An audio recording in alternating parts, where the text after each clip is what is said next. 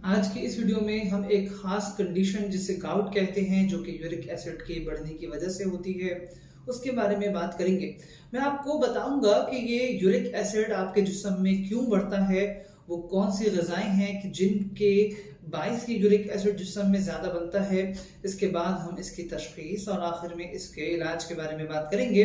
और पहले मैं आपको अद्वियात और फिर वो ग़िज़ाएं बताऊंगा कि जिनको आप इस्तेमाल करके नेचुरली अपने यूरिक एसिड की लेवल को कम कर सकते हैं।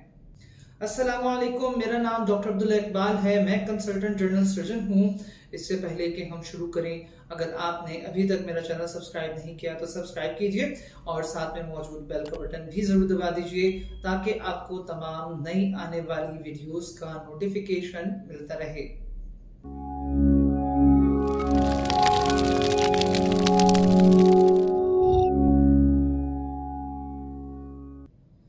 जो भी हम ग़िज़ा में गोश्त लेते हैं उसे हमारा जिगर तोड़ के उससे प्यूरिन्स नामी मुरक्कब बनाता है, जिसे बाद अज़ा हमारा जिस्म यूरिक एसिड में कन्वर्ट कर देता है।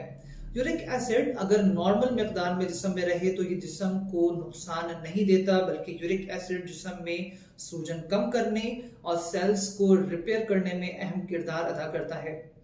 नॉर्मल कंडीशंस में यूरिक एसिड गुर्दे के रास्ते से छोटे पेशाब में खारिज होता रहता है, लेकिन अगर जिस्म में यूरिक एसिड की मिकदार बहुत ज़्यादा बढ़ जाए तो उस सूरत में गुर्दे इस यूरिक एसिड को जिस्म से खारिज नहीं कर पाते और जिस्म में यूरिक एसिड का लेवल बढ़ना शुरू हो जाता है, जिसे हम हाइपरयूरिसीमिया कहते हैं।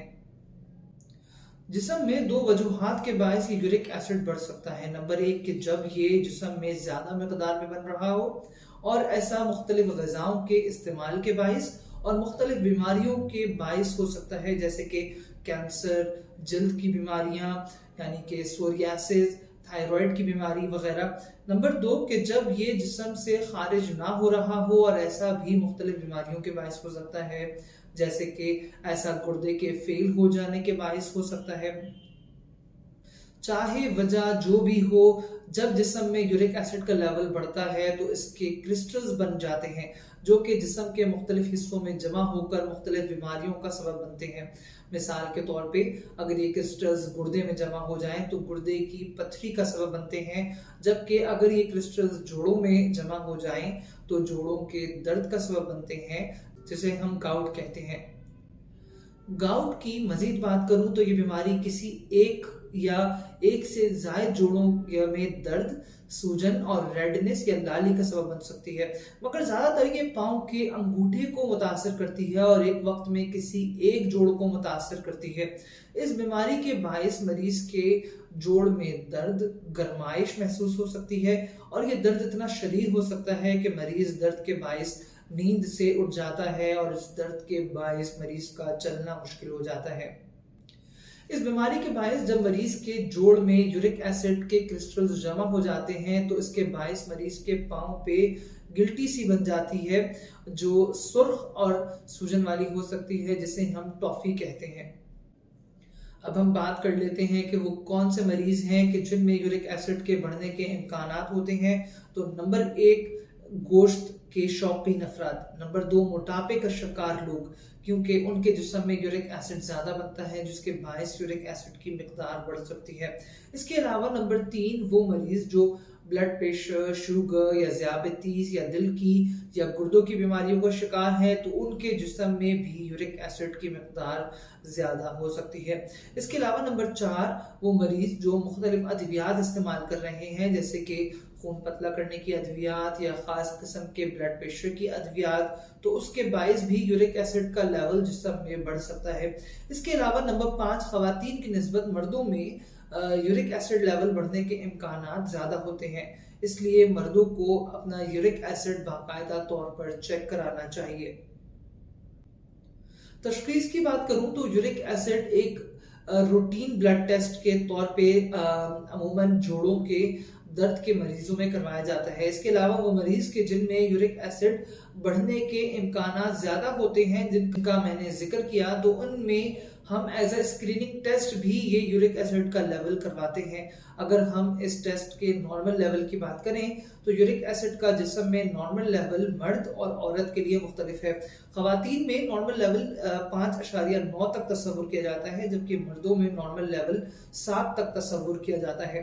اس کے علاوہ مزید ٹیسٹ کی بات کروں تو اگر ہمارے پاس مریض جوڑ کی تکلیف کے ساتھ آئے تو اس صورت میں ہم اس مریض کا جوڑ کا ایکس رے کرواتے ہیں اور یورک ایسڈ کی کرسٹلز کی موجودگی کو چیک کرنے کے لیے جوڑ کا الٹرا ساؤنڈ بھی کروا سکتے ہیں۔ یورک ایسڈ کے بڑھنے کے علاج کی بات کروں تو اس کے علاج کے لیے سب سے پہلے ہم مریض کو لائف اسٹائل موڈیفیکیشن کا مشورہ دیتے ہیں اور لسٹ پرووائڈ کرتے ہیں کہ آپ کیا کھائیں اور کیا نہ کھائیں، جس کا میں آگے ذکر کروں گا۔ اس کے بعد ہم ادویات تجویز کرتے ہیں۔ یہ ادویات 2 طرح کی ہو سکتی ہیں۔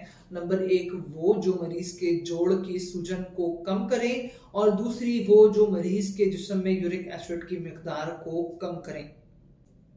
سوجن کم کرنے والی ادویات میں زیادہ تر درد کی ادویات شامل ہوتی ہیں، جنہیں براڈ ٹرم میں NSAID یا نان اسٹیرائڈل اینٹی انفلیمیٹری ڈرگز کہا جاتا ہے۔ اس کے علاوہ یورک ایسڈ کے لیول کو کم کرنے کے لیے مختلف ادویات استعمال کروائی جاتی ہیں، جیسے کہ ٹیبلٹ فیبگزوسٹیٹ 40 ملی گرام دن میں 1 دفعہ یا ٹیبلٹ ایلوپیرینول 100 ملی گرام دن میں 1 دفعہ استعمال کروائی جاتی ہے۔ اگر آپ کو ہائپر یوریسیمیا یا ہائی یورک ایسڈ لیول کی تشخیص ہوئی ہے تو وہ غذائیں جنہیں استعمال کر کے آپ نیچرلی اپنے یورک ایسڈ لیول کو کم کر سکتے ہیں، تو اس میں نمبر 1 وہ غذا لیں جس میں فائبر کی مقدار زیادہ ہو، جیسے اسپغول، لال آٹے کی روٹی۔ اس کے علاوہ فروٹس کا استعمال کریں، خاص طور پہ وہ فروٹس جو آپ کے لیے اچھے ہیں، ان میں سیب، کیلا، چیریز، بیریز، کینو اور تمام کھٹاس والے فروٹس جن میں وٹامن سی کی وافر مقدار ہو آپ کے لیے بہت اچھے ہیں۔ نمبر 2 کھانے سے پہلے کچی سبزیوں کا استعمال کریں، جیسے کھیرا، گاجر، بروکلی وغیرہ۔ نمبر 3 ایسے مریضوں کے لیے ضروری ہے کہ وہ پانی کا استعمال زیادہ سے زیادہ کریں۔ نمبر 4 کھانے میں عام تیل کے بجائے اولیو آئل کا تیل استعمال کریں۔ اور نمبر 5 گرین ٹی کا استعمال اور کافی کا استعمال کریں، مگر بہت زیادہ نہ کریں۔ یہ تمام چیزیں آپ کے جسم میں یورک ایسڈ کے لیول کو کم کرنے میں مدد دیں گی۔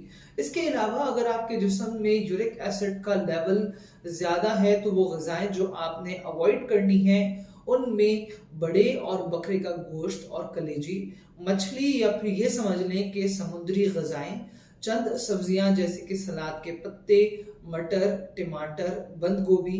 اس کے علاوہ میٹھی چیزیں یا مشروبات جیسے شراب، کولڈ ڈرنک وغیرہ، یہ وہ غذائیں ہیں جو جسم میں یورک ایسڈ کے لیول کو بڑھاتی ہیں، لہٰذا اس سے بچنا بہت ضروری ہے۔ مجھے امید ہے کہ آپ کو آج کی ویڈیو ضرور پسند آئی ہوگی۔ اگر آپ کا یورک ایسڈ کے حوالے سے کوئی سوال ہے یا آپ کسی بیماری کے بارے میں کچھ پوچھنا چاہتے ہیں، یا پھر اگر آپ بڑھے ہوئے یورک ایسڈ کی ادویات کے متعلق مشورہ کرنا چاہتے ہیں تو آپ مجھ سے اپوائنٹمنٹ لے کے رابطہ کر سکتے ہیں۔ میرا کانٹیکٹ نمبر ہے 0321236311۔ آج کے لیے اتنا ہی۔ میں ڈاکٹر عبداللہ اقبال، اللہ حافظ۔